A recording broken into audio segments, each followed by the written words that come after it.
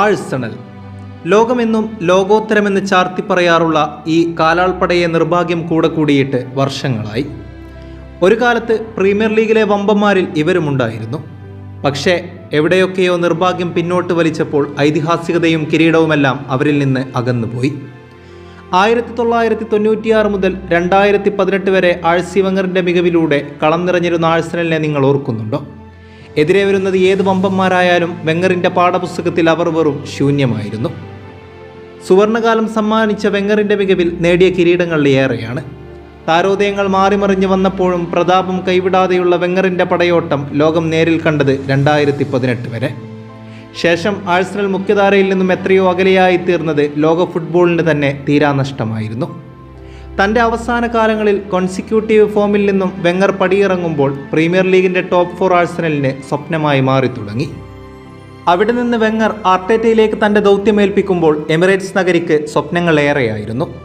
തങ്ങളുടെ പ്രതാപങ്ങളിൽ കിനാവ് കണ്ട് സ്വപ്നങ്ങൾ നെയ്തെടുത്ത ആരാധകർ പക്ഷേ അവിടെയും നേരിൽ കണ്ടത് ഒട്ടും ആനന്ദമില്ലാത്ത കാഴ്ചകൾ. ചാമ്പ്യൻസ് ലീഗ് രാവുകൾ ആസ്വദിക്കാനാവാതെ ആഴ്സണൽ ഒരുപാട് പരിഹാസങ്ങൾ ഏറ്റുവാങ്ങി.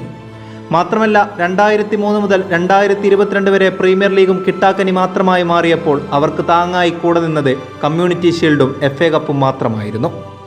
എന്നാൽ ആർട്ടേറ്റയിലൂടെ കണ്ട മാറ്റവും നടക്കാതെ വന്നപ്പോൾ ഇനി ആഴ്സണൽ അവതരിക്കില്ലെന്ന് കരുതിയതാണ്. കാലം കനിഞ്ഞേകിയ അവസരങ്ങളിലെല്ലാം ആർട്ടേറ്റയുടെ ആഴ്സണലിന് കാലിടറിയപ്പോൾ അയാളിൽ ലോകം ഒന്നടങ്കം നിരാശയായി നോക്കി നിന്നപ്പോഴും അയാളിൽ ആഴ്സണൽ മാനേജ്മെൻറ്റ് പലതും പ്രതീക്ഷിച്ചിരുന്നു. തുടരെയുള്ള കിരീടനഷ്ടങ്ങളും തങ്ങളെ വിടാതെയുള്ള തോൽവി എന്ന ശാപവും വരുത്തിവെച്ച നിരാശയിൽ ഒന്നും തകരാതെയുള്ള ആർട്ടേറ്റയുടെ മികവിൽ ലോകം ശങ്കിച്ചു നിന്നപ്പോഴും കൂടെ നിന്ന ആരാധകർക്ക് അയാൾ ആഴ്സണലിനെ തിരികെ നൽകുകയാണ്.